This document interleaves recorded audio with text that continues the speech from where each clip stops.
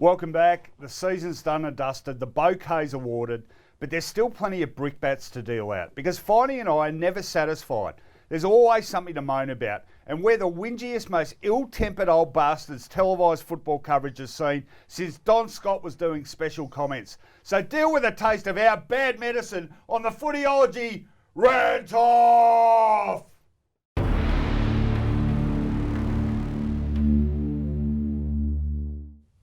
No messing around today. Channel your inner demon and let loose. I'm counting you in. 3, 2, 1, rant! Today's Rant-Off is about the Rant-Off. 26 weeks of heartfelt football passion from Rohan, Connolly and myself has fallen on deaf ears. We didn't get a single person to vote on either of us. And as far as having an effect on football, zero, nothing. I mean, we had reasonable propositions, turning Etihad football ground into a farmer's market and bringing back AFL to Glenferrie Oval. We ranted about attaching electrodes to the umpire's nipples so they could be shocked every time they made a bad decision, or replacing Gil McLaughlin with Geraldo, or Sally Jesse Raphael. None of these were taken up. In the end, what are we left with? We appear as though we're two curmudgeonly 51-year-olds who hate the world. We despise change. We think that anything that young people like should be binned.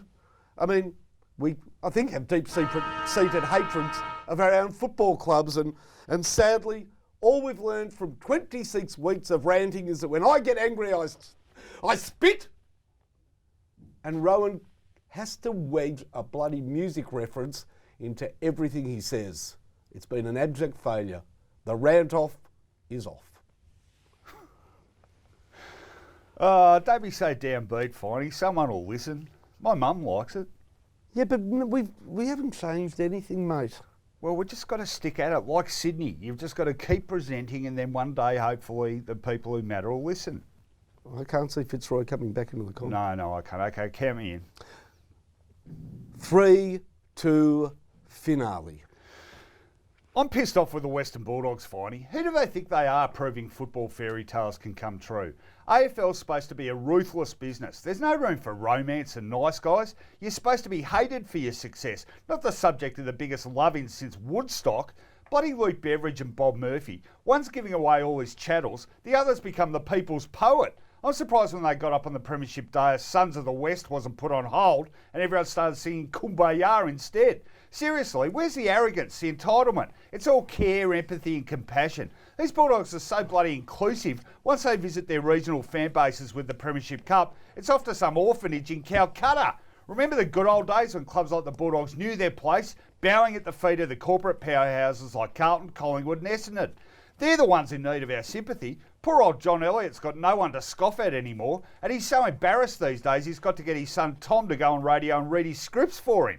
Beveridge got up to receive the Premiership Cup and said footy fans have made them feel like the Beatles. What's going on? We should be treating them like we treated Meatloaf after the 2011 Grand Final. I smell a conspiracy. Think about it. The Bulldogs are from the western suburbs. Their president used to make a living suing corporate fat cats, and their number one supporter is Julia Gillard. I've checked with Andrew Bolt, and he agrees. This isn't a football fairy tale. It's another sinister leftist plot.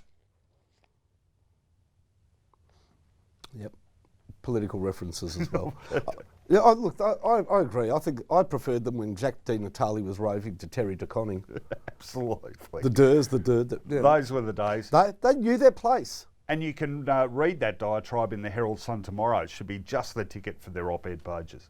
You know, with all the programs they've had in place and the youth girls coming through, like I went and watched the Youth Girls Carnival a couple of months ago and I was blown away. Like they were, you know, the skill level and the way they moved the ball was phenomenal. So the skill is definitely there.